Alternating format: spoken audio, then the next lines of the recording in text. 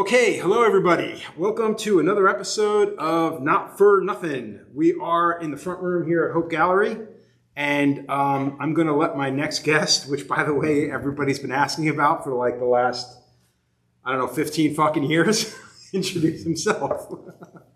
I am Eric Merrill, tattooer, Hope Gallery Tattoo, New Haven, Connecticut. All right, I'll go through the basics. I'm going to assume that the majority of the people that know who you are already pretty much have an idea, but you've been out of the public light for so fucking long that I don't think it's a bad idea to kind of go into where you're from originally and where did you actually, when and where did you start tattooing? What was your introduction? Okay. Originally from Connecticut, born and raised in the Valley, Beacon Falls, Naugatuck, Seymour area. Grew up there. My first introduction to tattooing was seeing tattoos on my brother. My brother had random tattoos. It was back in the day when people didn't think about getting tattooed. They just went and got a tattoo. He would come home with random stuff, and it was just always the coolest thing. So to me, it was always intriguing. I kind of dabbled in drawing and different artwork growing up, so seeing that was always inspirational. It kind of just led to the idea of wanting to be tattooed, right? But never really had a plan. Didn't actually think about going to get tattooed until I was 18. Okay. And then it was because everybody had said, it's you can't get tattooed before you're 18. Surprising knowing you for as long as I have. The fact that you waited till you were 18 is kind of shocking to me. Pretty impulsive. But yeah, I waited. It was, believe it or not, I went on my 18th birthday. I went to a shop in Waterbury, Connecticut called Rainbow Body Art. It was a guy named Bob Murdoch. He was notorious back in the day. He was the guy that everybody in our generation went to. Right. He was super cool. He was into comic books. We were into the same type of things. He was drawing a comic book at the time. He was working with another guy, another writer. And it was cool. I went and got a Spider-Man. Spider-Man's been my favorite character since I was 5 years old. So it just seemed appropriate to go get that. And where did you get that tattoo? It's on my calf. It's on your calf? Yeah. Okay. It's right on the outside of my right calf. Typical placement, just not big enough for the area that it's in. And it's not a bad spot for your first tattoo. No, it was totally cool. I was a skateboarder back then, so it just seemed appropriate. It just seemed like it was the spot to have it. Now, this is at 18 years old. How did you end up? What was your introduction? What made you you said you had a want for getting tattooed. Mm-hmm. What made you pursue actually getting into the business? Because you didn't start out as a tattooer. Yeah, no. I started as a piercer. It was funny. At the time in my life was Clerks, the movie. I worked in a deli convenience store, and directly next door was a video store, and I worked in both. It was I was Dante and Randall rolled into one. In one guy. And it was cool. It was just between that and skateboarding, and it was a part-time job after school, or 2 part-time jobs after school. Eventually got fired from the video store. I had showed up for work without my keys. I couldn't open the store. And it was my first experience with getting fired from a job. Yeah, it was just, I'm not even supposed to be here. That's exactly what it was. So through working at this deli convenience store, getting involved in the punk rock and hardcore scene in New Haven. My brother and I used to travel from Seymour into New Haven. So your brother was into this scene back in the day as well? Yeah, we kind of got into it together. We started out in kind of the heavy metal scene, listening to bands like Metallica and Pantera. Right. And then that led to wanting to see local music and realizing that there were these bands that, were just kind of along the lines of what we wanted to see, but they were also stepping it up to the next level. Right. Where you're going and you're watching these violent shows, and it's just you want to immerse yourself in this culture. So through hanging out in New Haven, you're hanging out with this wide variety of these eclectic crowds of people. Me being a skateboarder, my brother was into dirt bikes. So it just kind of transcended. And then you're hanging out with all these punk rockers and We used to hang out at this coffee shop called the Daily Cafe. I think Sean mentioned it. Sean mentions it, yeah. Right. This is where Adrian Stock worked as a chef there for the longest time. Where was this place exactly? It was right downtown. It was like, you know where like Apple is? Yeah. It was directly across right the way. there on Broadway. My son Mathis is right on Broadway. Yeah. It was actually to the inside of My Son Mathis where the little taco place is. Oh, yeah. Yeah, that was the Daily Cafe. That So was actually well the Daily before- Cafe, and well then next before. door to that was like a travel agent. And That area's changed dramatically. yeah, that's seriously been renovated. But it was cool, man. It was just the place where everyone hung out. Through that, you get into the piercing culture. I was buying body jewelry with my deli paycheck. You were getting pierced? Um, At that time, like, how did you get into piercing? I mean, back then, that was a kind of a good. Well, that was tough too, because even with us, like, body piercers use that as an excuse to get into a shop to learn how to tattoo. But it rarely ever got beyond that in the early years, like in the early 90s. Most tattooers weren't quick to bring in a body piercer at all, let alone train somebody who'd been in there. It was kind of funny because, to be honest, I can't even tell you exactly how I got into it. It was one of those things that was intriguing. I remember being a junior in high school, and this sounds so stupid, but I took like one of those self-piercing studs, and like in school, I'm like pushing it through my belly button. Like, it was just the dumbest thing ever. But that's kind of how things were done back it was then, punk too. rock. Like, Yeah. it was stupid, but it was punk rock. So through that, it evolved. And back in the day, there was no internet. There was no... Even magazines were so limited because the piercing aspect of the body culture, like the body modification culture or tattoo culture, was so small that it was so hard to find information that I would call places. I would ask dumb questions. I'd get piercers on the phone and I'd be like, hey man, I'm going to do this regardless of what you tell me, so you could steer me in the right direction or not. And that's how it went. And it's just like from that, through hanging out in that scene, I met Jimmy Dillon. Right. Jimmy Dillon and I hit it off. We clicked really well. We were friends forever.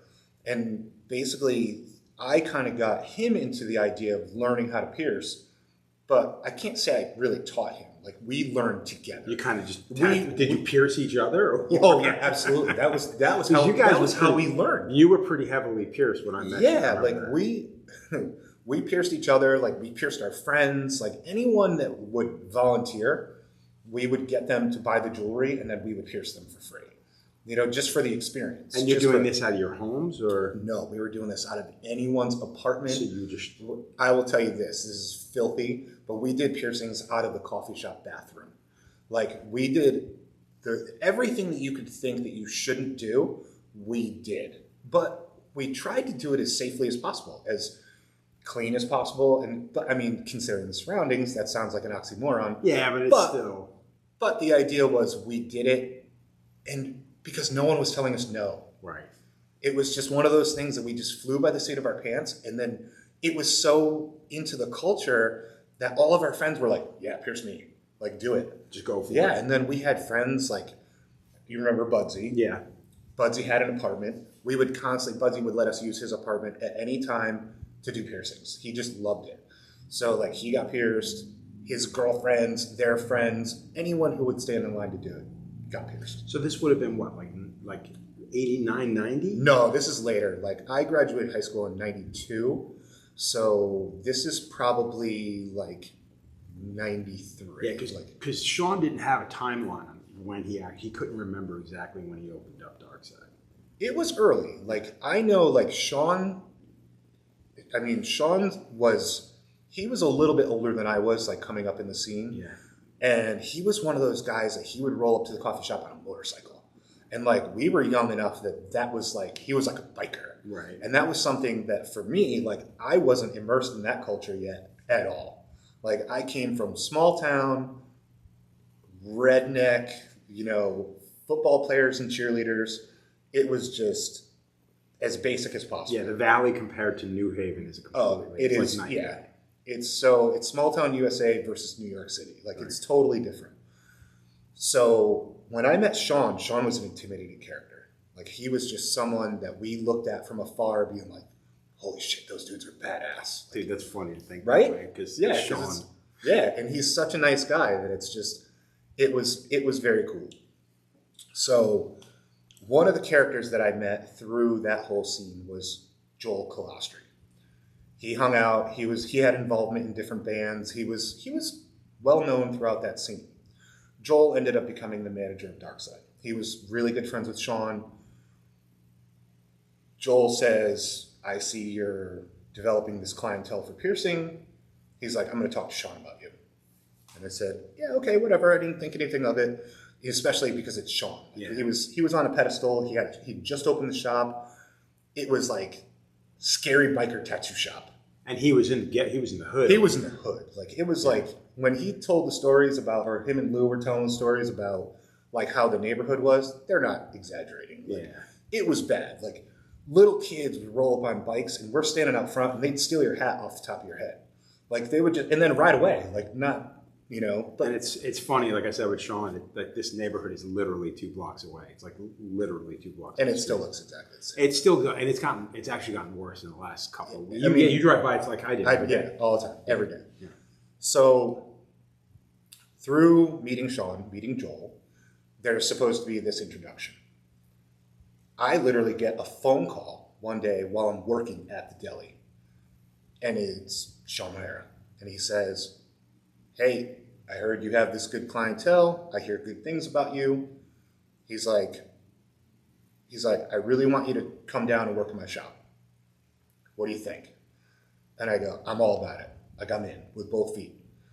And he says, "Okay, here's what's going to happen. I'm going to set up 2 piercings for you to do on Saturday." He's like, "Can you be here at 6 o'clock?" "Yep, no problem." I show up, pierce the 2 people. He goes, "You got a job." And I was like, "Great." I was like, "When can I start?" He's like, "Immediately." And I go, "Okay, well, here's the deal. This kid that just gave me a ride, he's my partner." This is Jimmy Dillon. This is Jimmy Dillon. He's my partner. You guys were like thick as thieves back then. We were tight, yeah.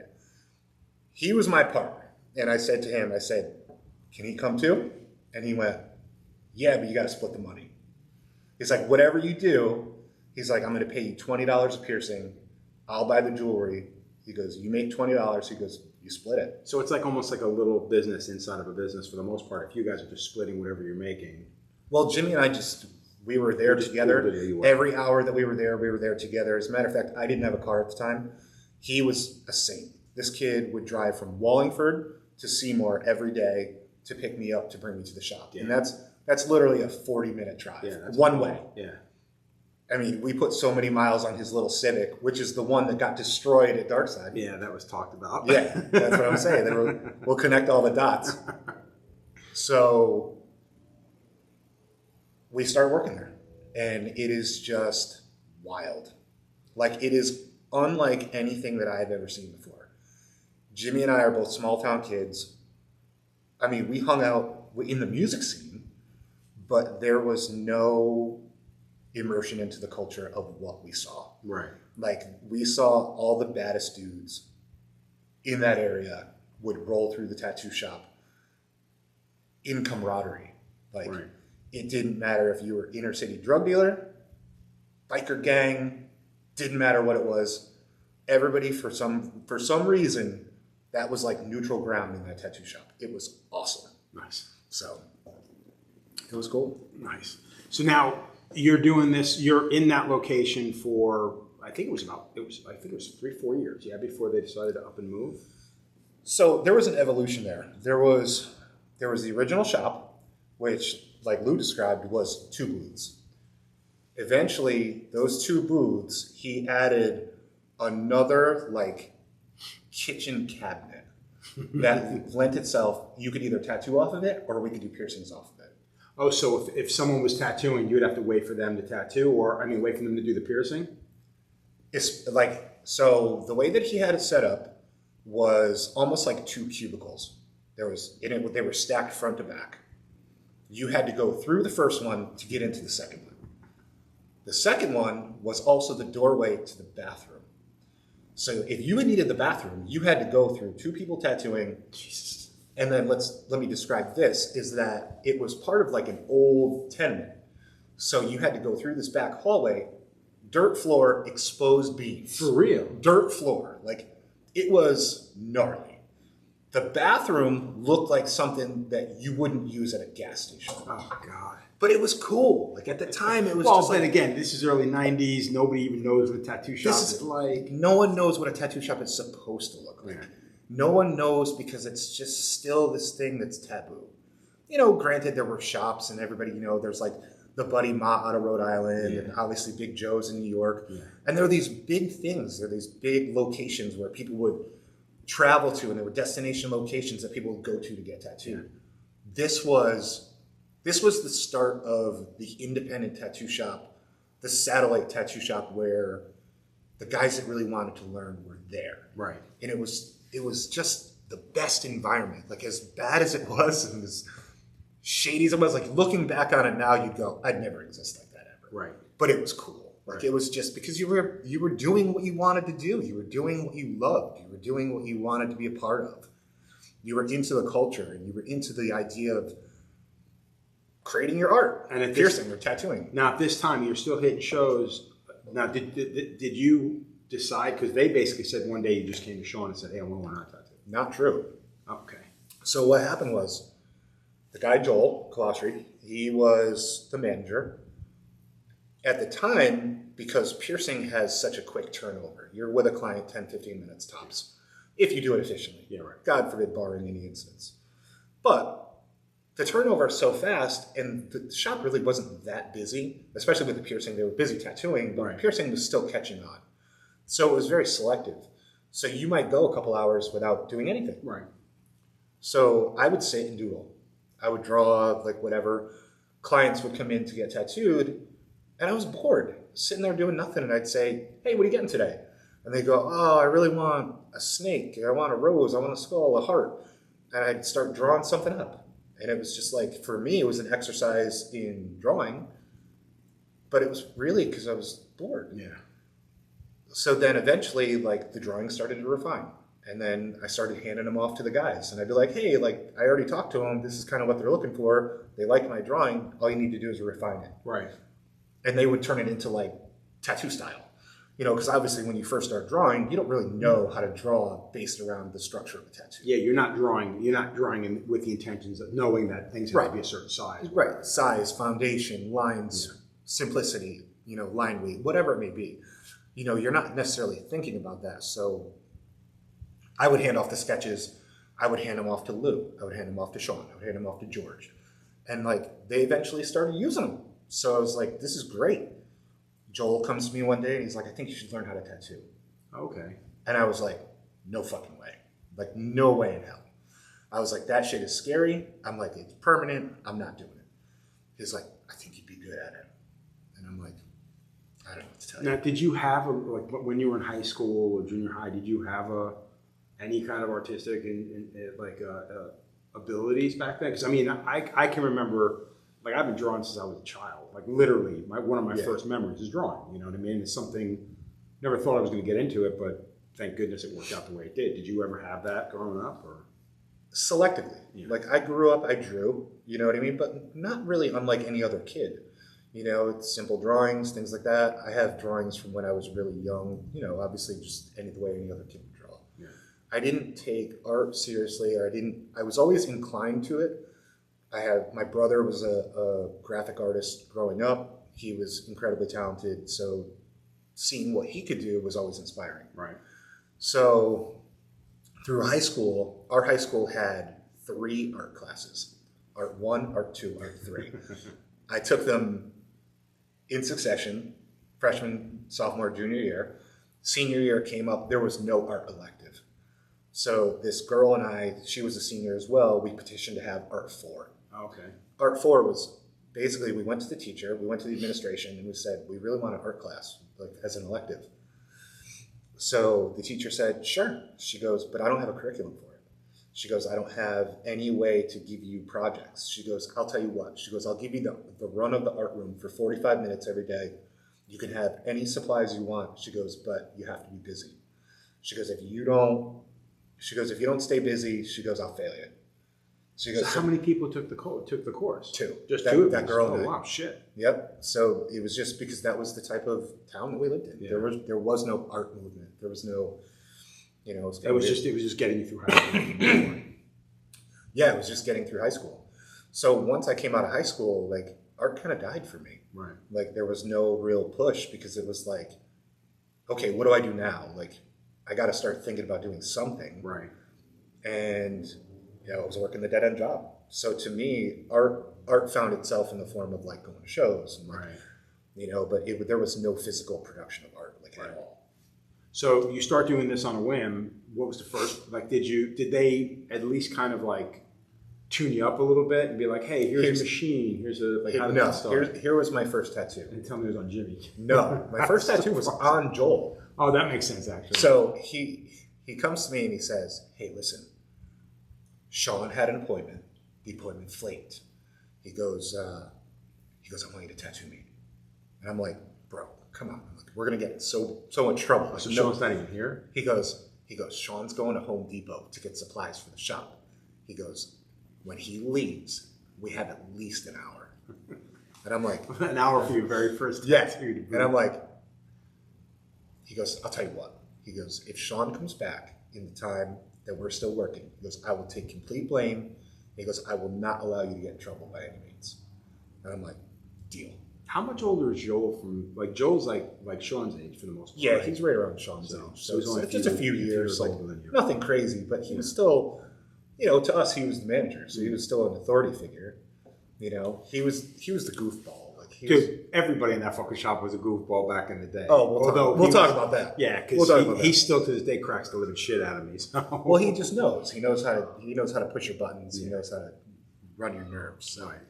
But he was good. Like he was very selfless in that. Like he helped me. You know what I mean? He pushed me into the door. Yeah. He held the door open and shoved me in. So we do this little skull on his ankle. Did you draw it on? Did you make a stencil on? Made a stencil. Okay. Joel had it all set up. Like he knew. Like. I'd never really done any of that stuff. He's like, this is the machine, this is how it works, this is the foot pedal. So he picked the needles out? Oh, yeah, he did everything. And he's like, here's what you're going to do. And I obviously had been tattooed. I know the process. Right. He's like, this is just what we're going to do. Do it. Now, how did you feel? Like, cause I know the first time I tattooed. It's scary for the shit. First time, yeah. Yeah, you're shaking like a leaf. So the first time I held a machine, I tattooed my own ankle, which was nothing.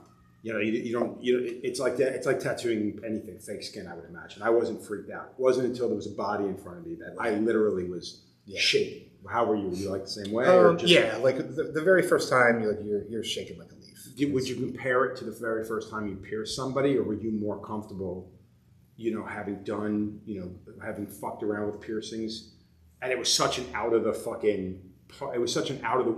way kind of weird way to get into piercing because you were just fucking around anyways. Yeah, and piercing is so fast.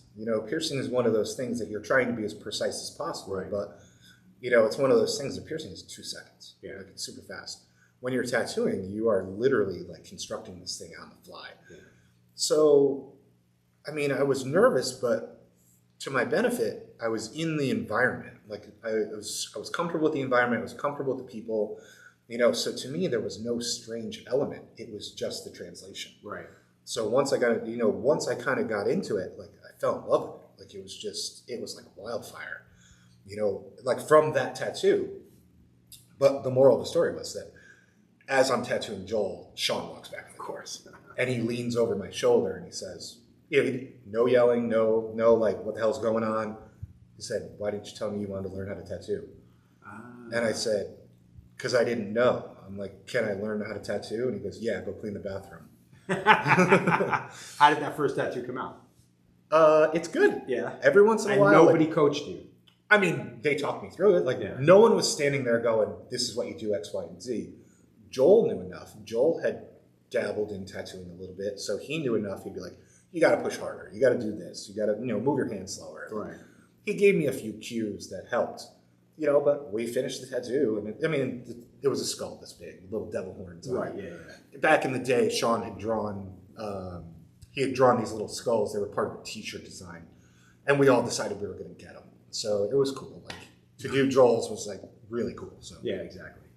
So now, how long were you in the old shop before you guys? Like by the time you guys moved to the new shop, are you like? Would you say you had an actual apprenticeship, or was one of those things where you kind of got into it? Like, would you say there was a time limit on how long you apprenticed, or was it kind from of from the day that I tattooed Joel to the day I tattooed my first paying client was 4 months. Oh, it was that long? Yeah. Oh, that's okay. That actually does surprise me. Now, did you learn how? Now, this is in the day that you're kind of making needles and stuff back then, or no? Making needles. Like we were. I mean, that kind of came along with the apprenticeship. But Sean was really good, man. And I'm going to say I am so fortunate for what I had, because I had the perfect storm of tattooing going on at Darkside. You know, Lou Jacques was there, George Carter, Ant Plaza started exactly 6 months after me. Right. Watching those guys, watching Sean, watching Adrian, you know, watching them, they each provided something different. Yes. You know, they all had a great foundation in the business, and they had a great foundation in the art, but they all taught me something different. Like Lou, I'm going to say that the beginning of my career was based around Lou. He was someone that he could put an outline, a straight outline along the side of a moving bus. Yeah. Like he was impeccable. Like his skills as far as outlining were concerned, and he taught me, he said, outlining is the foundation of tattooing. He goes, every tattoo should stand alone based on the outline. He goes, if you walked away after you did that, he goes, that tattoo should look perfect. That's a good point. I mean, if you walk away from an outline that you never get to work on again, as long as the outline looks good, because it should be perfect. Because we live in a world now where you look at what passes for outlines on some people, and a lot of it's like there are no outlines. Yeah, in and out, or the people who try to do you end up with these in and out of the skin lines that you know over time they're gonna change in different dimensions as they age. Whatever you went over 2-3 times is gonna age worse than a single pass line, you know. So no, Lou was also the master in efficiency. So till this day, apparently, he was so good at just getting through the tattoo and making it look so good in its simplest form. Gradients were perfect, outlines were perfect. It told the story just all on its own. Like It was just perfect. Sean, same way, solid tattooing. Just outlines were solid, color was solid, and it was one of those things that back in the day you didn't see that. Everything was sketchy, everything was light. Like it wasn't like traditional like sailor style tattooing. Right. It was like at the tail end of that biker era. I think, and that's exactly like when he explains it. Yeah, when he explains it, it's like he learned everything on his own, which is surprising considering how technical of a tattooer he was. But it also makes sense that his stuff doesn't fit into the biker, it doesn't fit into the old Americana style. Right. It's definitely got the foundation of all that, but it definitely, you can tell it's somebody who didn't have a traditional way of being brought into the thing. Where I think Lou did have a bit more of a traditional apprenticeship, where there was a bit more structure in the way he approaches things. I was baffled with Lou because Lou and I were the same age. It's funny, he's exactly 6 months older than I am. So we graduated high school the same year. Right. So when I found out he was tattooing, like out of high school, like I was floored. Like, and you guys knew each other from the scene, from like the hardcore scene, like the music scene. Yeah. Do you remember he spoke of a band called Quest of the Moon? Yeah, Quest of the Moon. Okay, so my buddy, I had a friend of mine from my hometown, from Seymour. He was the drummer of that band. Okay. So I met Lou just randomly. Lou was the bass player for the band. It was kind of this second incarnation of lineup for this band. So it was like the original lineup had kind of faded. They brought in all these new musicians, and Lou was one, and then my friend was one. Right. So I show up to their practice one day with my friend. So I was basically like his drum tech. I couldn't tell you the first thing about playing drums. I didn't know anything about a drum kit. I just helped him carry his drums. Yeah, right. Like I was just someone that was like, I took the ride, I carried his drums, I helped him set up his kit, called it a day. Right. So show up to their practice space, and here's Lou. And I'm like, who's this dude? He's a nasty bass player, and he's just, he's covered in tattoos. And I'm like, this is someone that I want to know. So just talking to him through that, and he's like, yeah, I tattoo. And I'm like, what do you mean you tattoo? You're 19 years old or 18 years old. He's like, the same age as me? Yeah. And he's like, yeah, I just do. Nice. I'm like, okay. So now you guys move to the new shop. The Plaza comes to, he comes in at the new shop, right? No, Plaza's there at the old shop. Yeah. It blows my fucking mind. There was like 6 people in that fucking shop. Oh, it was crazy. And like you said, it's a 3-man, 4-man max shop. He said they took over a second. There were 2 storefronts. Right. There was 84A Farron Avenue and 84B Farron Avenue. And Sean eventually talked the landlord into blowing out the walls and combining the two spaces. Second space turned into a front room. So it was still the working aspect of the original shop, but now instead of being self-contained, where you walk in the door and there's two stations, the whole deal, now you have this front room. There's benches and chairs and flashes lined up, and there's flash on the walls. And through that door is where he starts the body jewelry process. Right. That's where he put like a little bit of workshop, like a workshop. Yeah. And stuff. So it's like a back room. Now that back room meets the hallway, the dirt hallway from the first side, and they converge at the bathroom in the back. Okay. So now are you also, while learning how to tattoo, piercing, doing all this stuff? Yep. Are you also helping with the manufacture of the body jewelry at this point? Because you guys, when I met you, I was chiming in. Like yeah. I didn't actually have much say. Like I didn't have anything to do with the manufacturing. Like I was still piercing a little bit. At this time, like I'm kind of phasing out of piercing. Jimmy is taking it over full time. So now I'm kind of chiming in. Like we're still calling other places. Like we're calling places to find out how to color the jewelry and like how to like make it, make it do all the anodizing. Right, the anodizing. Right, exactly.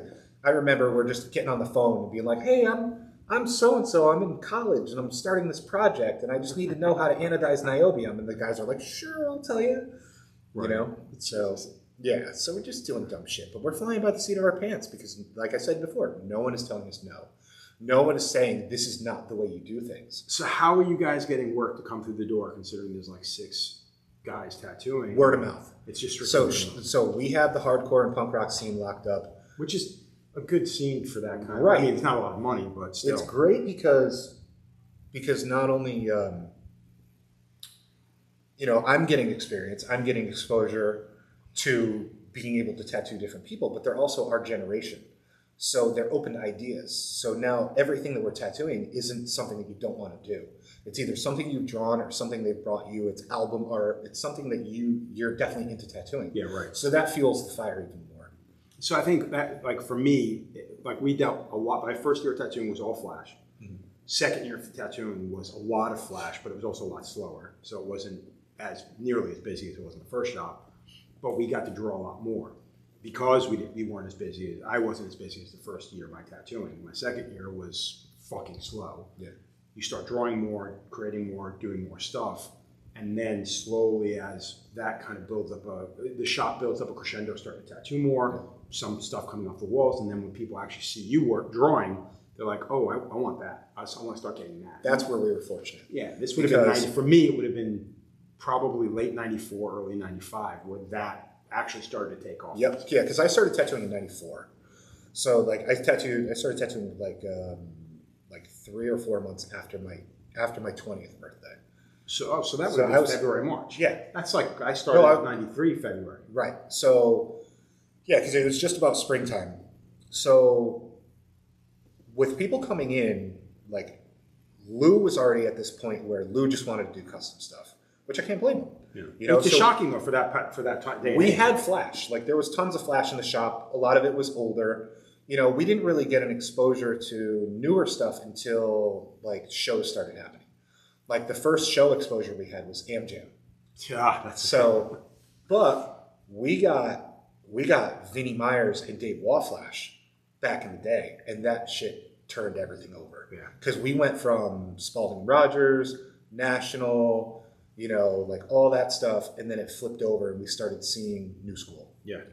And it was like they really started that. Like those guys in Baltimore and Maryland, I feel like they really started doing that customization. Getting the stuff on the walls. That was like the biggest. That was kind of right. Shop owners back then were, they were reluctant because that wasn't their culture. That wasn't their idea of what they thought people were. Well, you went for what you knew. You knew National, you knew Spalding, you knew tattoo brand, JD Crow. Like those were things that were all over the first shop that I worked in. And then you collected the Cameron stuff and the Jack Rudy stuff and whatever. Right. But I think we didn't even get a lot of that stuff. Well, because we had older stuff because that was all stuff that Sean picked up when he was going to Spalding Rogers. Right. Exactly. He would go and buy. He's like, okay, I need flash. So. Like him and Dave Swart had flash in their shop, and I think a lot of that transferred over. Yeah. So we were tattooing dated designs up until that point.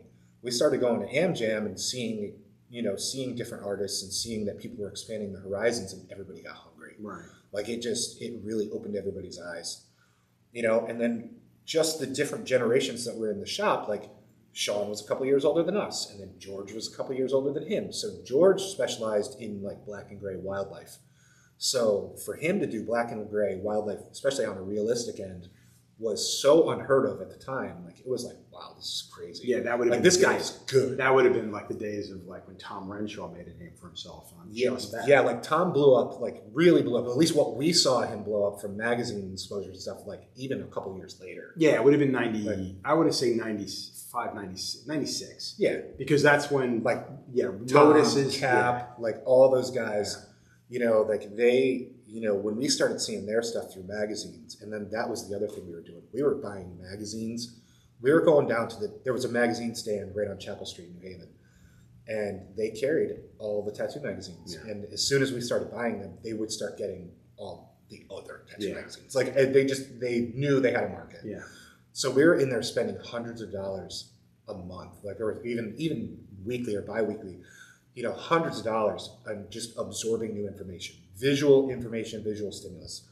And it was great. We were just starving to learn more. Right. So when I met you was in 90, I did the first tattoo in 95, 96, right? 96? Yeah. So now, what was your biggest influences back then? You're looking at magazines, they're starting to pick up, like, when was Amjam for you guys, when you saw Vinnie Meyer stuff and you started picking up? Okay, so Sean and Adrian were going to Amjam, like we weren't really included, like we were still kind of the kids. Yeah. You know, so they were kind of taking over with the tattoo aspect, and they were going prior to us going. We didn't start going until maybe a couple years later, like a year or two later.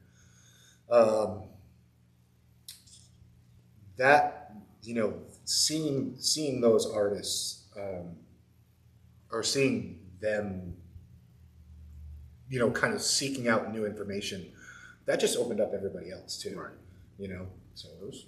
So what impressed me back in the day with you was the fact that you had a fairly large body of work of just your drawings. You were doing a lot of stuff with colored pencil on Bristol, mainly on vellum, I guess. I don't remember quite. I don't remember because it was a long time. I'm going to tell you this. I mean, we kind of skated by. Like we were into like all the new school stuff. Like everything was just real wild. Like obviously the early new school stuff where it was like very graffiti oriented. Yeah. You know, all the drawings kind of reflected that. Everything was dumbed down, but it was very heavy, bold lines. Yeah. You know, and all our drawings kind of reflected that. Then your article came out. Yeah, that changed a lot for me. Yeah. That fucked everybody up. Like we were like, holy shit, dude. Yo, this guy's in Long Island. Have you seen this guy? This guy's fucking crazy. I remember you guys bitching and complaining about having to fucking drive over. No, see, I didn't complain. Like the first trip that we took, Jimmy drove. Like, and it was, you know, it was Jimmy who actually found your article. Like he was like, yo, this guy is in Long Island. He's like, we should go get tattooed by him. And we didn't do that. Like everything was self-contained. Like we were like a family. That's why I'm saying it's like, that's why I want to know where the outside influences come from, like magazines, books, whatever. Because Jimmy and I started going, like when we saw your article, I remember Jimmy called you up. We were sitting at the shop one day and he called you up and he goes, I just got him on the phone. And I'm like, what do you mean? And I'm like, he's like, no, he's like the guy in the article. I just spoke to him. And I go, what? He's like, yeah, he's just a tattooer. He's like us. And I go, okay. He goes, we're going to go get tattooed. And we're going to go get tattooed. I'm like, okay. I'm like, call him back and make an appointment. And he did. Did both of these get tattooed that first time? Yeah. What did I do on Jimmy that day? You did my foot. No, he got tattooed by Sid. Right, because I tattooed the top of your You tattooed my foot. You son of a bitch. Yeah, right. And that was all with Ernie Carafa. It was all Ernie Carafa Browns, which I was just starting to fuck with. Ernie Carafa Browns, and you fucking scalded my foot with a fucking hot paper towel. Oh, that's right. I forgot about that. Yeah, that was when Civ found out through, I think it was Scott Sylvia. Yeah, they were cauterizing tattoos with hot water. That was like a thing that you fucking run, and we had. It was basically like a hot Japanese bath, but exactly. Instantly but 10 times worse. Fucking terrible. I just see you at the sink running the hot water, and you literally did one of these. You went like, oh, and dropped it on my foot. That's exactly what Civ says when Scott did it to his chest. Yeah, it was fucking awful. We did that for like. Fuck, I must have done that for at least a year and a half. Oh. That was just a thing. That was just the way he did But things. you were a huge influence from the get-go. Well, like I said, what impressed me the most with you was the fact that, like first of all, I didn't even know Connecticut existed. As far as, I don't even want to say a tattoo scene, but just in general. Like we used to drive through Connecticut to get to fucking Massachusetts. Shitsville, USA. Exactly. Yeah, it's like it still kind of is that way. Yeah, It's like the redheaded stepchild of New England. It's a throughway. It's like fucking exactly. New Jersey. Exactly. But that was what impressed me the most was I did my first guest spot at Darkside, one of my first guest spots at Darkside, and then seeing the entire crew and just how talented everybody really was. It is, you're like, fuck. Like, these guys are fucking making shit happen. And you had only been tattooing, I think. So you've been tattooing a year longer than I have. Yep. And back then, I never really put much thought into how long people had been doing stuff because that's when things really started to happen. Like, when you get tangled up in your own career, so you don't even realize how much time passes or doesn't pass. Exactly, because you've got your head down the entire time. Exactly. I couldn't tell you, like, I put my head down for tattooing. I didn't look up for 5 years. Yeah. Like, easily. Like, there was nothing else in the entire world other than tattooing, drawing, trying to immerse yourself in art, learning different influences. Like, there was nothing else. So, but it was the perfect age too, because at that age, it's like it's like the college years. Right. You know what I mean? Like, you're not doing anything. You're not, like, what we were fortunate enough with was that either we were piercing or tattooing, we were able to make a little bit of money and still be in this culture. Like, be, like, totally driven. Immersed into it, Yeah. Well, that was the thing too, because it's funny when you look at people like the younger tattooers now that are enamored by the old school of tattooing, the old guys who tattooed.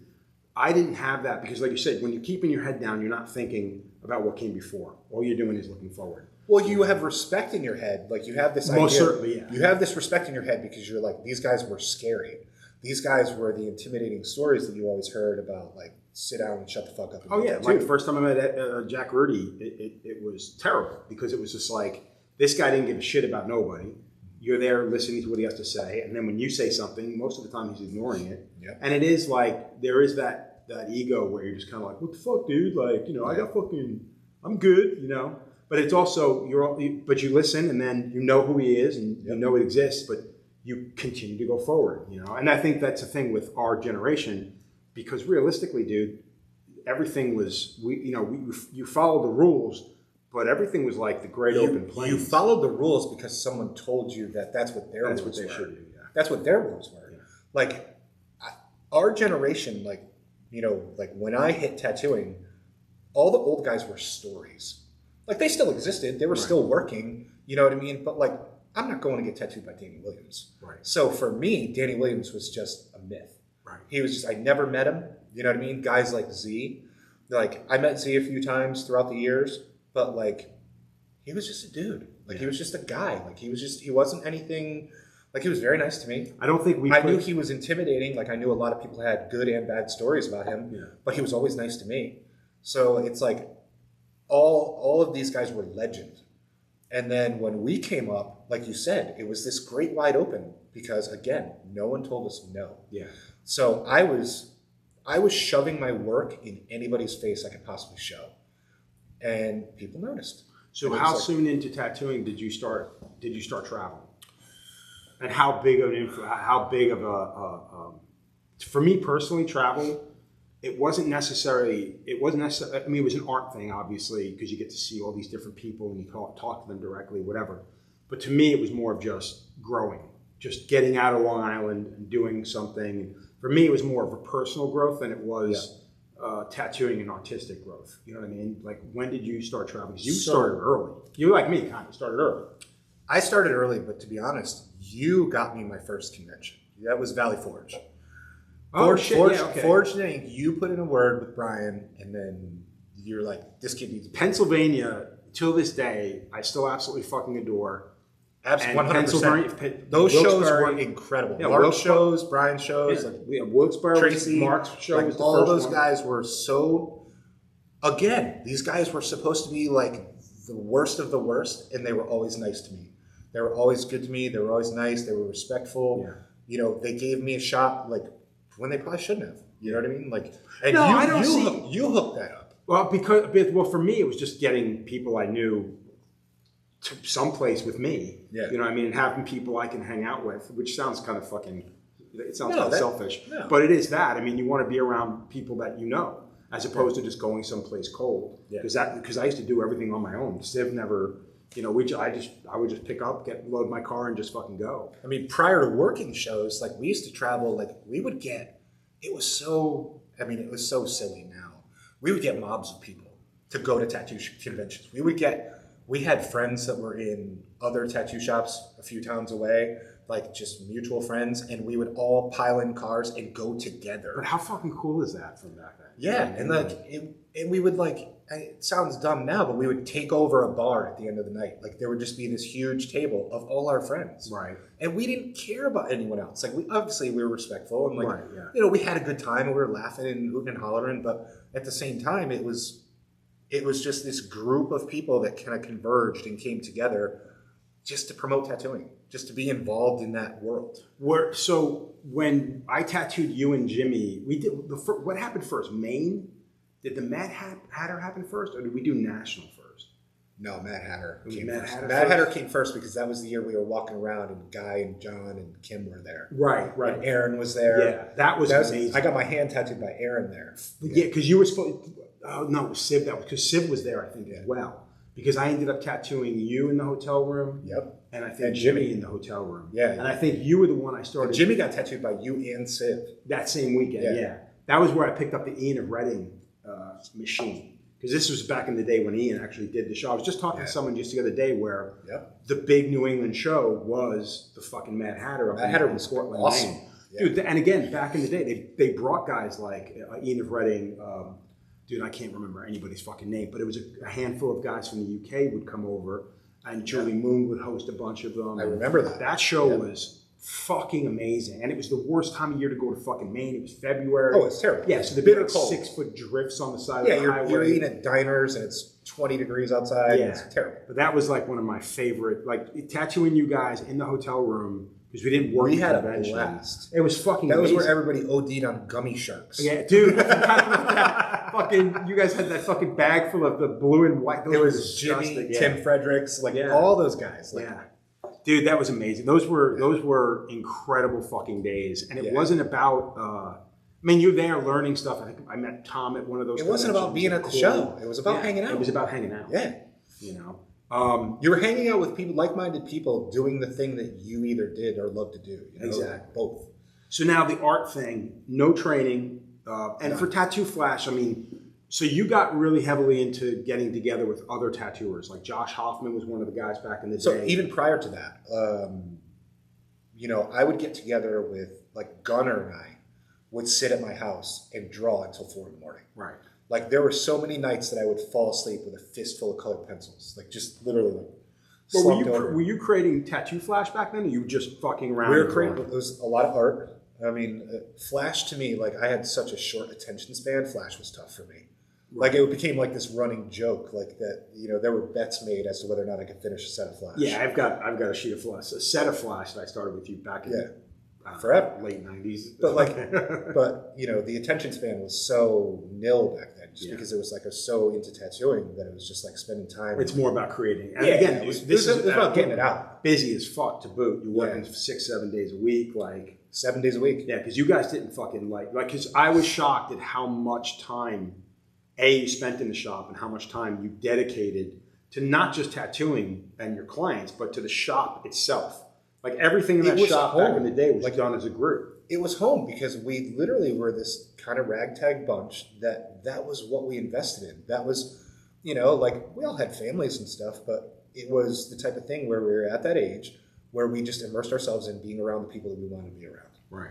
And being in the shop, like whatever you did to help fix the shop, maintain the shop, paint the shop, whatever it may be, that just promoted the whole thing. Right. It just kept moving the train. So that was the thing. Like, so when I came up, Lou is the one that talked me into coming to Connecticut. My relationship with you is what made me make the decision to come to Connecticut because it wasn't. While I knew everybody at Darkside, I really didn't. It was never more than an acquaintanceship. You know? We hyped you up so much because we respected you and we loved your work, and I just came to Sean and I was like, listen, this dude needs a place to work. Like we need to have him here. And they were really good. Like I remember Joey coming up and being like, "Oh, we'll give just pay us this much a month." And I'm like, "Okay, cool." Yeah, and Sean was always really smart. Like he was open-minded. He never closed off to ideas. Like he had his way. Right. Like he had his way that he wanted to do things, but at the same time, he listened to us. Like he heard us, and anytime that we could do anything that would push the shop, he listened. Right. Which is awesome. And again, so this what kind of boss does that? Well, this is where this is the next level, the next phase was when I come there, you're really the driving force. And again, I don't want to say that I was the driving force. Not to take, and this is my point, not to take anything away from anybody else. Everyone was so powerful. Yeah. Like everyone was so good. Exactly. And I don't, from an outsider's perspective, from my perspective, you were the face outside of Connecticut. I think I tried to push the hardest outside of the shop. Yes. But the other guys, like they were... Again, I don't mean to take anything away from anybody, yeah. with the exception of maybe one or two people, but I'm not going to. There were, I mean, but that's any environment. That's any workplace. You're Yes. gonna have the people that try hard. You're gonna have the people that want to push, and you're gonna have the people that just sit back. Yeah, sit back. And They're gonna, either make art or make money. You know what I mean? And then some guys just wanted to be able to call it a job. But that's my point. Like the fact that everybody in the shop got into the magazines equally, but I think you were the only one who took advantage because, like I said, while I may have gotten you into the first convention, it was you that were doing more guest. You did more guest spots than I ever did. I think back then I did a lot, and you were doing conventions that I wasn't doing. You were off on your own at that point. Yeah. So when I say to people, I've often said like Dark Side is the one that put New England on the map. For a lot of people, I don't think it's just for me personally. You know what I mean? But and when I say that, I mean you kind of were that face.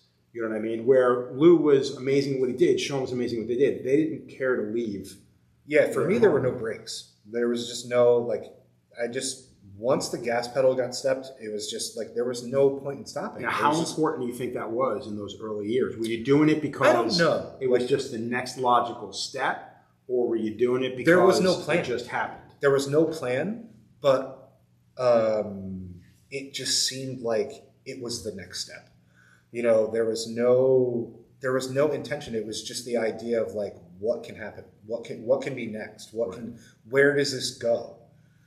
So in traveling, there were times I would do 4 shows a month.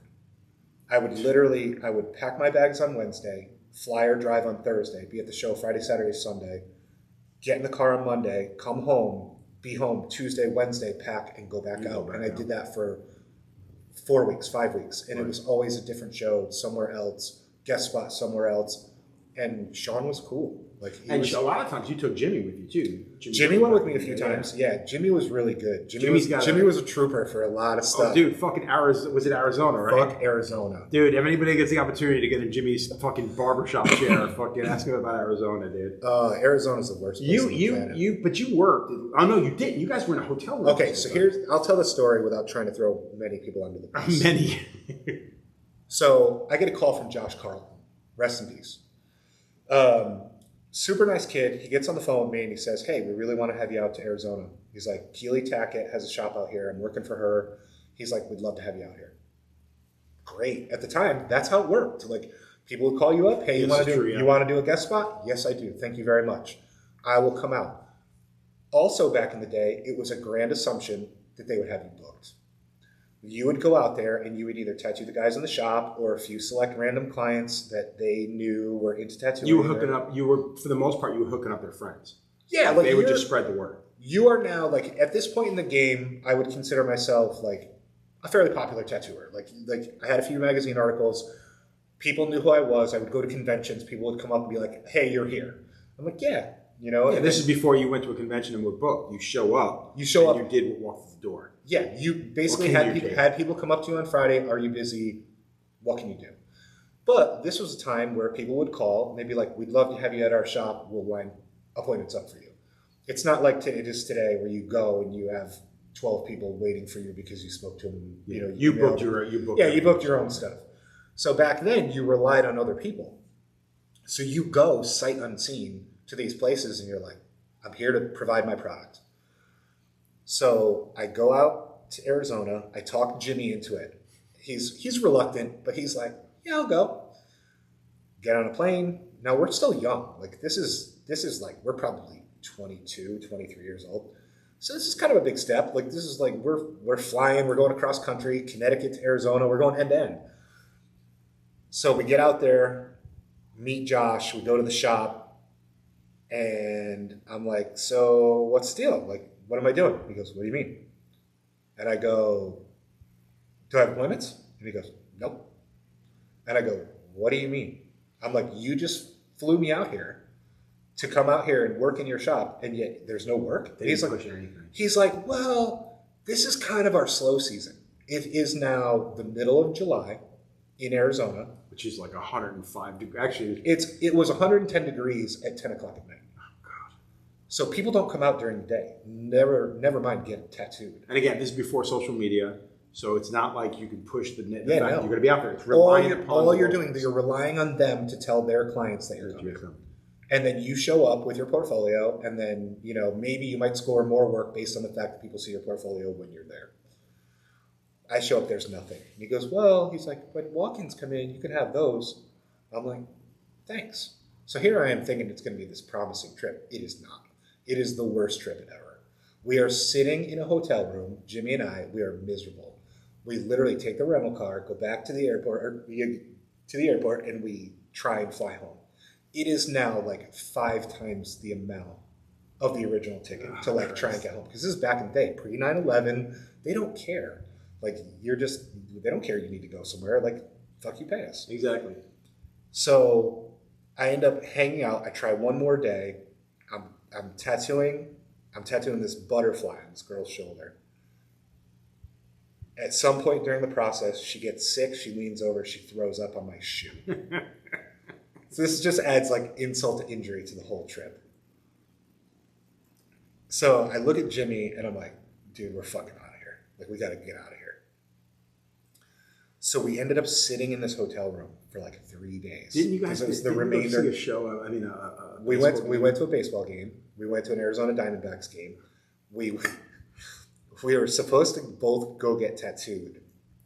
Aaron Coleman was a traditional guy. Yeah. Back in the day.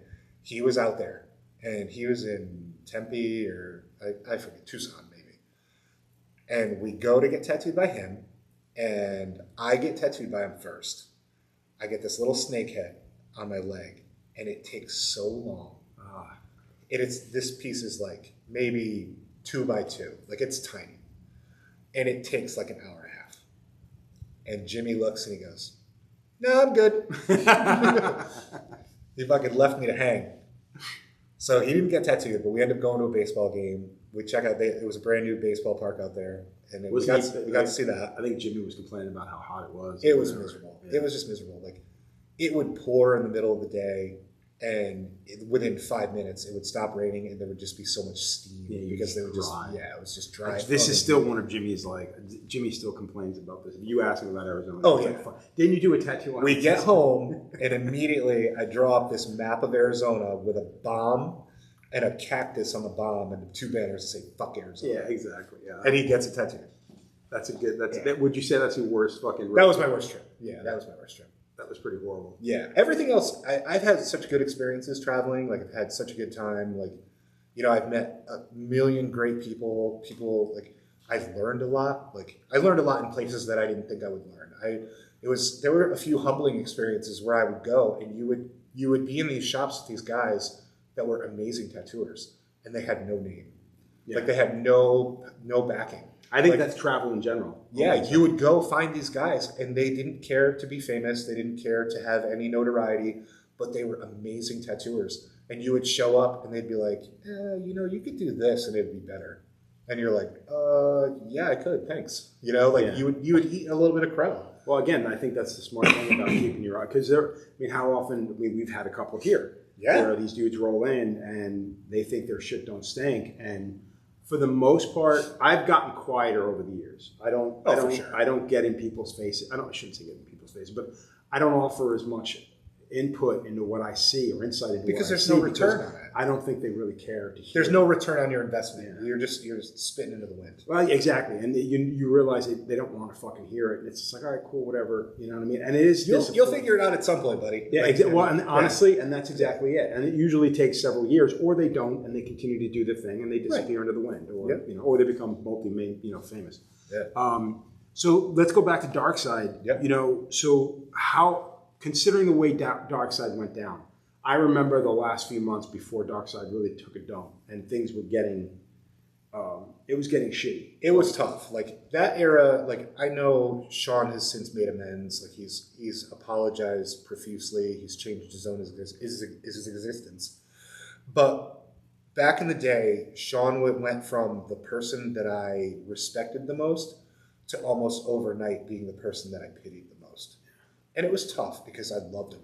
You know what I mean? I loved him. He was a brother. He was a father figure to me. And it was tough to watch because he had been sober for years and years. And I respected that so much. I was straight edge. Yeah. So he was like that guiding light. Like you could get through life. Like you could do this and not have to be like everybody else. Yeah. So he came in one day. He had reconciled with his like high school girlfriend, and they get back together, and he says, "I'm gonna get married," and we're all like, "Cool, man, good for you, like great, like you're gonna get married."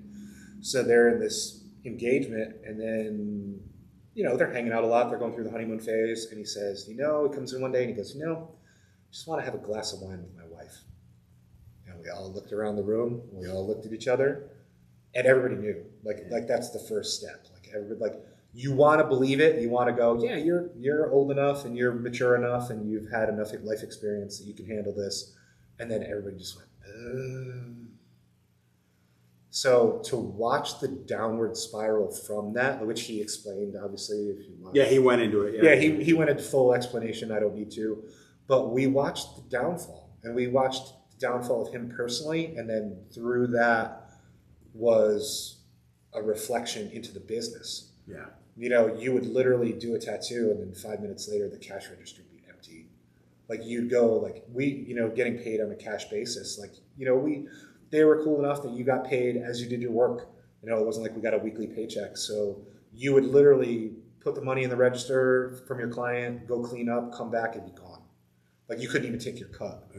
Yeah. I don't know, was it every time? No. Did it happen more often than not? Yeah. Well, so that was the thing. Like I've often said, like I didn't care when I left. Like when we were there, you were like, let's do something together, and I'm like, I don't want to do something together. Like I made that perfectly clear to you right out of the gate, and then it got to a point where it was like my wife and I had moved here for like just a year, like literally just shy of a year, because I think I was at Dark Side for 1 year. Well, it made sense, and like what we chose to do in the beginning, obviously, was to do the co-op thing, like. It was like, let's just put our heads together. We'll get a space and we'll just fucking work together. Yeah. We'll grind. Yeah. We'll do what we always do. We'll just do it somewhere else. Right. And that was not. It was more self-preservation than a fuck you. Most. What I mean? Like it was not like leaving Sean. Like I remember having a conversation with him, being like, I owe you everything. Like I want you to understand that. Like I wouldn't be in this game if it wasn't for you. And I was like, but I can't watch this. I never thought to ask Sean if he was just numb. Well, to everything around he him was. You could tell because he was acting differently. Yeah. Like he was a different person than he was throughout the years that I'd known him. Yeah. He was very nonchalant, very disconnected, very much like nothing bothered him. Right. So like I had this conversation with him and he went, cool. Like, and I don't think it was bravado. I think it was just where he was. Yeah. It was, and I hate to say that because, like I said, I owe that man everything. He gave me every opportunity. Then I just handed him back my key, and I was like, "We're doing something else." Yeah. I was like, I got you actually stayed till just before we were ready to go, like because we ended up like I was running around looking at locations, and at the time it was supposed to be with Kevin. Right. Because Kevin was still on board. I wanted hands off. I didn't want to own anything. Kevin was still on board. I wanted to be able to fuck off if I wanted to, whatever. And it got to a point we were going into all these different places, and we were getting turned down outright because we wanted to be in New Haven, in downtown. Dark Side is in East Haven. We wanted to be in downtown New Haven, which was I think for back then it was kind of sketchy because the area we picked. It was sketchy, but it was cool. It was. We were on the second I floor agree. of an arts collective building. It was an eclectic group of businesses that were in there. We were right next to an African hair braiding place. Yeah, literally. You know what I mean? And it was busy. Like they were more shocked that we were in there doing tattoos than we were. Well, the funny thing was because of the area that we were in, I knew nothing about New Haven, and I'm telling clients of mine from New York, and they're like, "Where are you?" And I'm like, "Oh, we're on Chapel between Church and Orange, blah blah blah." And they're like, "That's like right around the corner from the old Tune-In." And I'm like, "Yeah, that's what they tell me."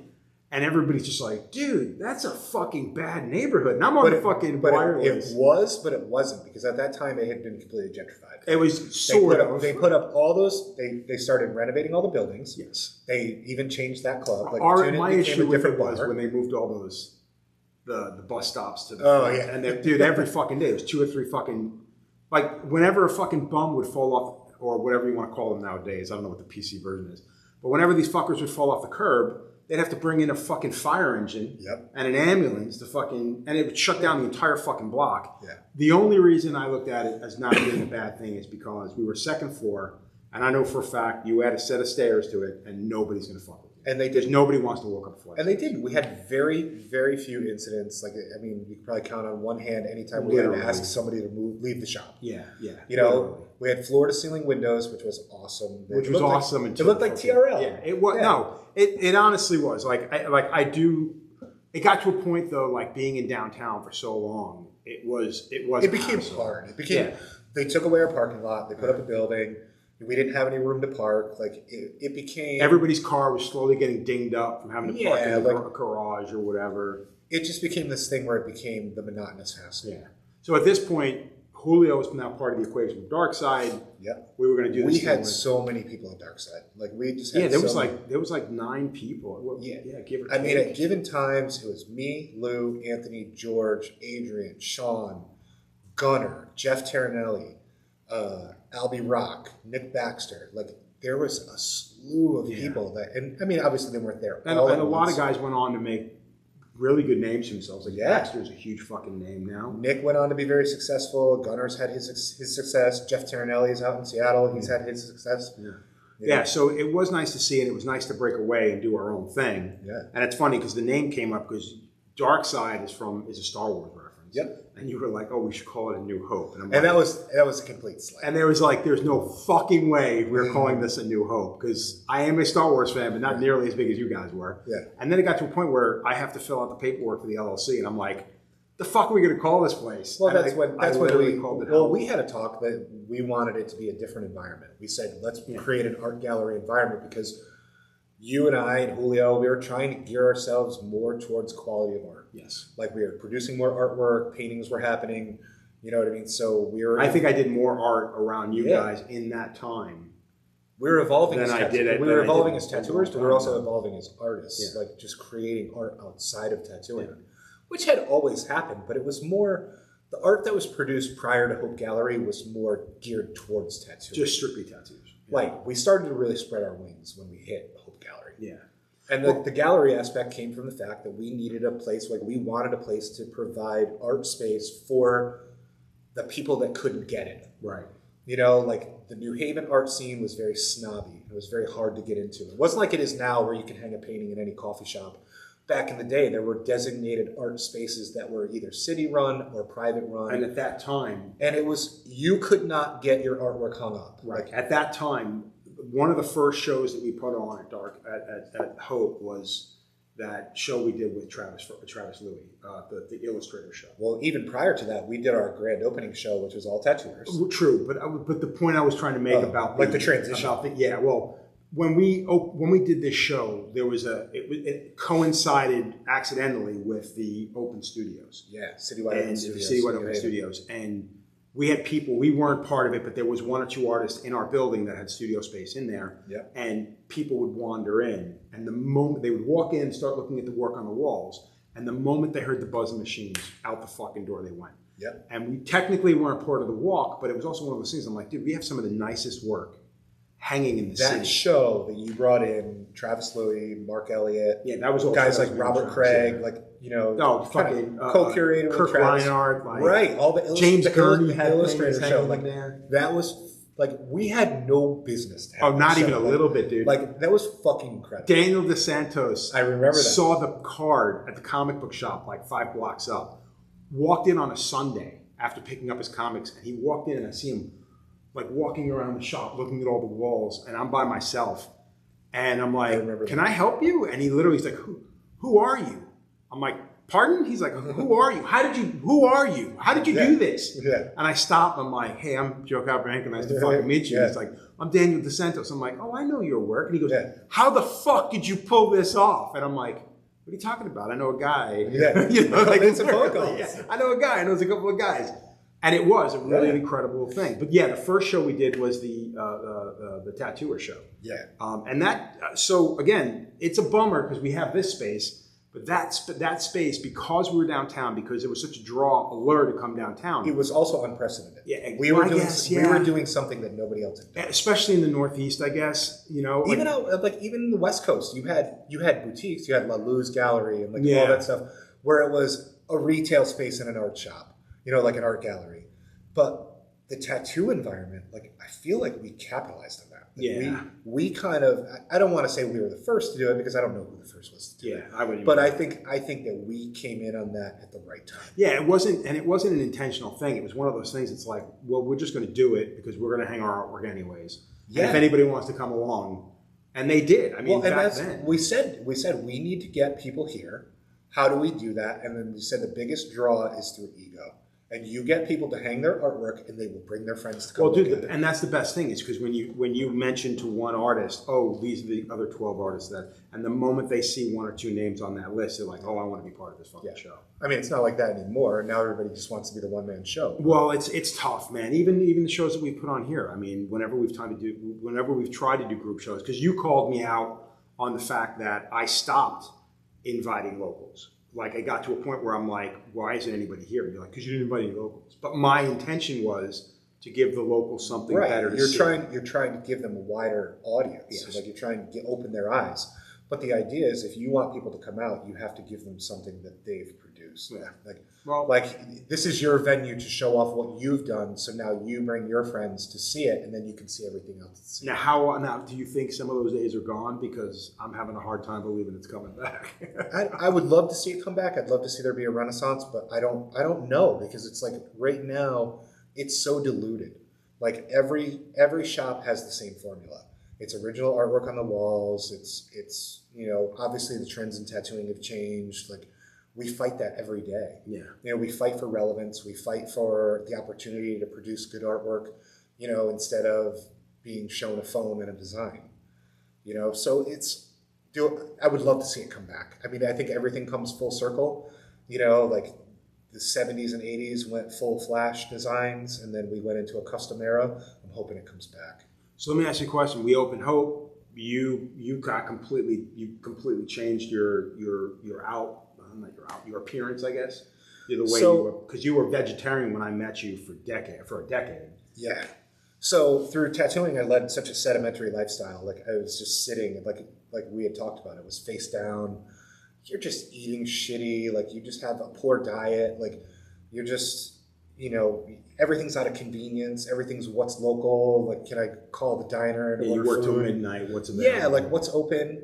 I would think nothing of eating just shit food like at midnight just to sustain myself. Right. And then, you know, it's like sitting long enough. It's like you start gaining weight. Like you just start becoming really unhealthy. So it's like I kind of went through this change, like where it was like the passion that once kind of invigorated me for tattooing, not that it wasn't there, it evolved into doing something else. It was like everything I've ever done in my life, I've always tried to put 100% into until I can't anymore. And then that's where, you know, hopefully there's an evolution. Hopefully there's the next thing. There's the next iteration. But I had gained a serious amount of weight, and then I realized it was so unhealthy, and like I just needed to change, and I started getting into fitness. and that kind of led into a long road. But Well, it's funny, when people had seen you, they were just kind of like, what the fuck's up with Eric? I'm like, he got healthy. And they were like, I'm like, dude, he does it like he does with everything else, 110%, and no breaks. You know what I mean? yeah, like for me, I wanted to lose weight, so it started out that I would get on a treadmill and I couldn't run, like jog or run for 30 seconds. It would kill me. Like I was ready to gasp and wheeze and fall over, you know. And then I was like, well, I'm not going to let this beat me. Like it's adversity, like anything else. So it's like I would get on the treadmill and it would be a minute, 2 minutes, 10 minutes, an hour, 2 hours. So you went from that to, but you did like a triathlon. I did triathlons. I did marathons. I did. From triathlon, I got into cycling. Cycling, that was it. And then cycling, I started bike racing. And that took up a huge chunk of my time. And I took that as far as I could possibly go with it without making it a job. Yeah. You know, it was like still tattooing full time, still like, you know, my daughter was in my life. Like she's, you know, I was spending every time that I could with her. But I was racing on the weekends. And that took up so much time that it was just like, it was, like I said, though, it was the next evolution. Right. I took that as far as I could. And then that kind of just led into general fitness, like just maintaining and trying to keep a healthy lifestyle and trying to look at the long haul. Yeah. Now, how important do you think that is for, I mean, I know personally, like when I had lost a bunch of weight and put it back on, I know how much better I felt beforehand. Yeah, no, you feel good. I mean, like as you get older, you know, you still, Yeah, it just gets you still harder. have aches and pains and, you know, your lower back hurts no matter Yeah. what. Yeah. But, you know, I do think it's important. I think especially longevity in this business, we're sitting all day, we're trying to make sure that we're not falling apart as we're providing for other people. Right. You know. Now, as far as the art, like, and this is something I've asked you in the past, you haven't stopped. Like, we don't see it because you fucking keep it to yourself for the most part.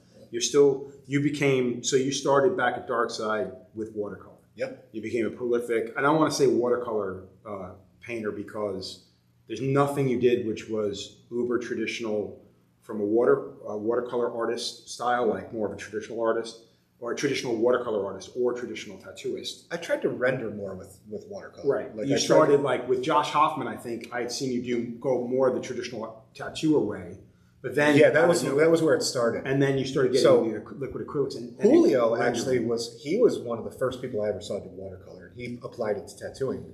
He was drawing all kinds of Japanese stuff, and he was just using like a pan. Crayola water blocks, so like just the pan watercolors, like. And he was so good at it. Like it was just like it came natural to him. So like watching him, I would just try and emulate what other people were doing. So he did that, and then he got into pastels, and then I got into that. You know, he just kind of led the way. Like, you know, I don't want to say I was biting on his heels, but at the same time, like he opened these doors, and I'm like, hey, I want to try that. Well, I think being around individuals, like, because you fucked around with airbrushing for like a quick second. I did airbrushing more from a like a prop replication standpoint. Right. I didn't really do airbrushing from an art perspective. Right. I did some sneakers and stuff like that, but that wasn't my proficient thing. Right.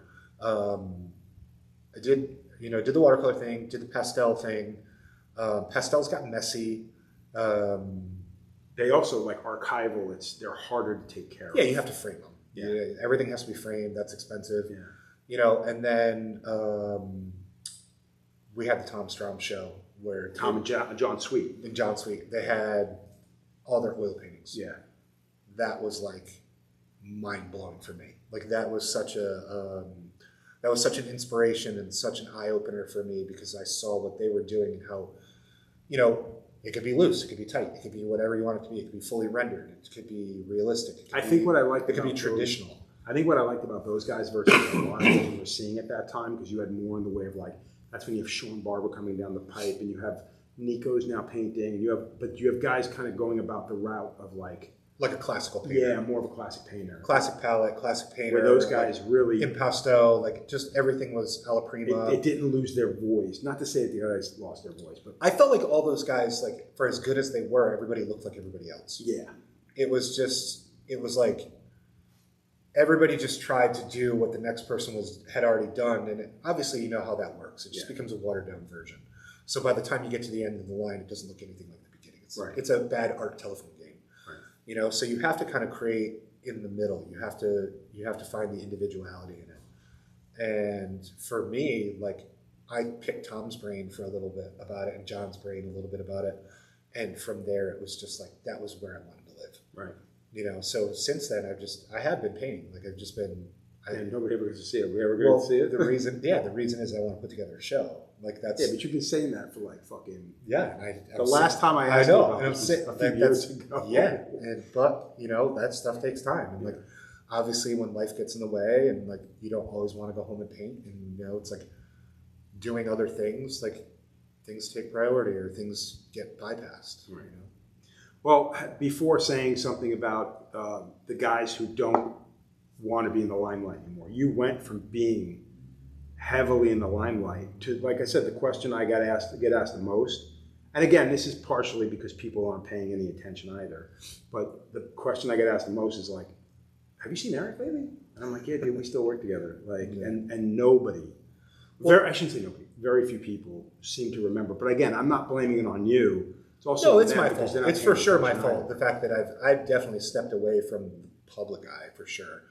I don't think public eye, like, I mean, locally I still feel like I have a presence here, you know. Oh, fuck yeah. As far as like the tattoo world, I burnt out on it. Like, not in any way that was negative towards tattooing, but it was just all the travel, all the, you know, the repetition, like, you know as well as I do, like, you'd wake up certain days in different cities and you're like, where the fuck am I? Yeah.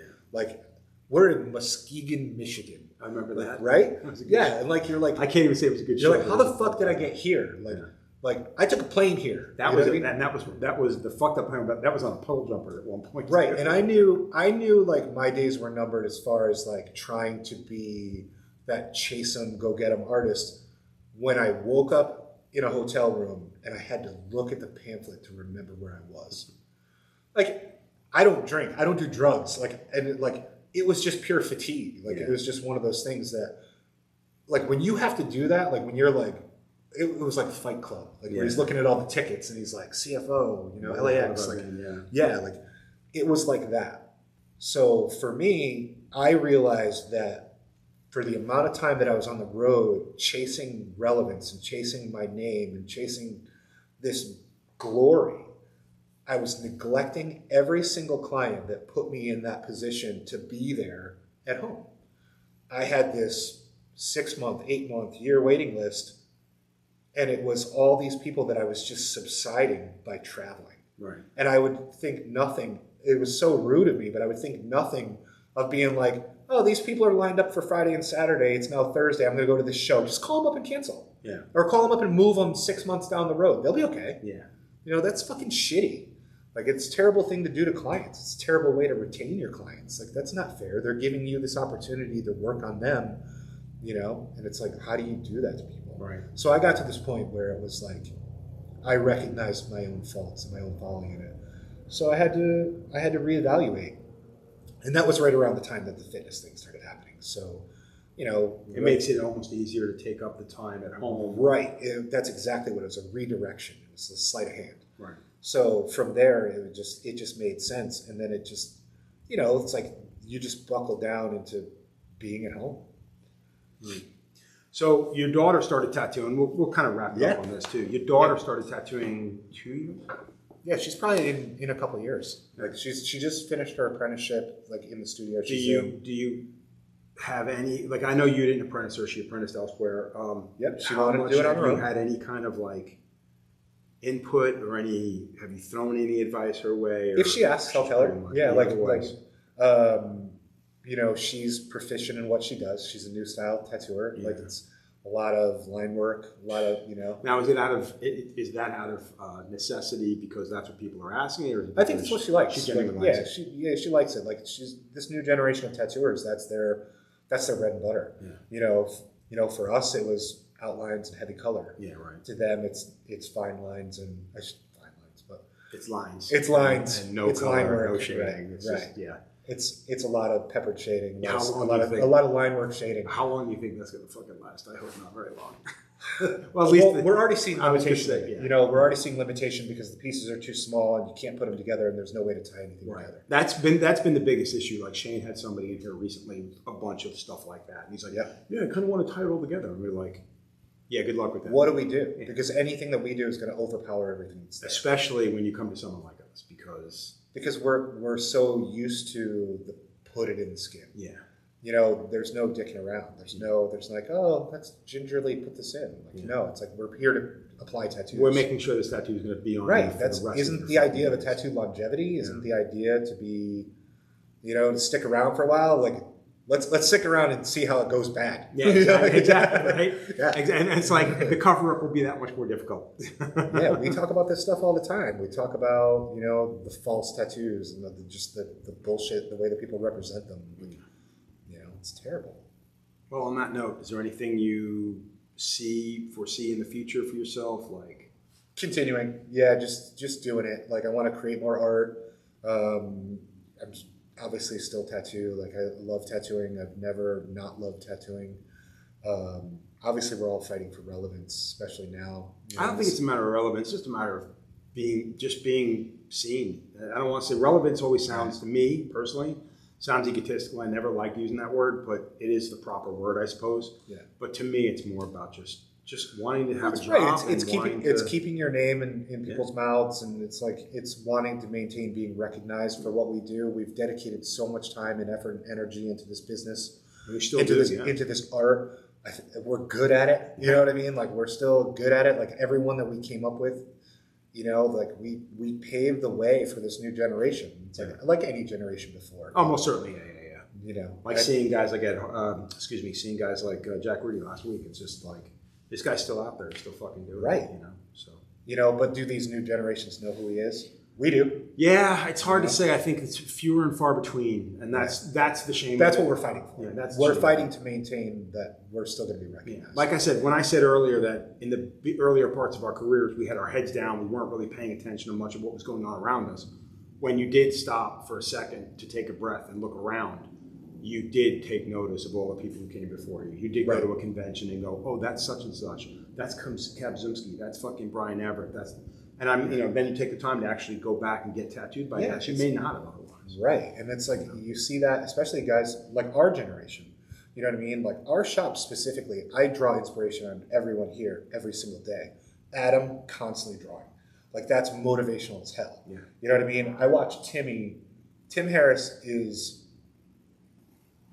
to me, he's an anomaly. Because obviously he does things with tattoos that we know probably shouldn't be done. Right. You know what I mean? He can get detail into things that are absolutely fucking unreal. Right. You know, Christian can map out tattoos unbelievably. So drawing inspiration, maintaining that drive, maintaining wanting to tattoo, that's all I can hope for. You know what I mean? Just maintaining being in this business, that's really my goal. Like, producing art, that's really the way. Just staying at it. Yeah. Cool. Well, thank you very much. Thank Glad you. You finally got to sit down with Yeah, me. exactly. We've been talking about this forever. Yeah, literally forever. So Yeah. I'm glad this happened the way it did. I appreciate too. it. Thank you very much. Yeah, you're more than welcome. All right, everybody. Thank you very much for sitting in on another episode. Like and subscribe, spread the word, and again, thank you very much, Eric. No, thank you. All right, thanks, guys. Oh.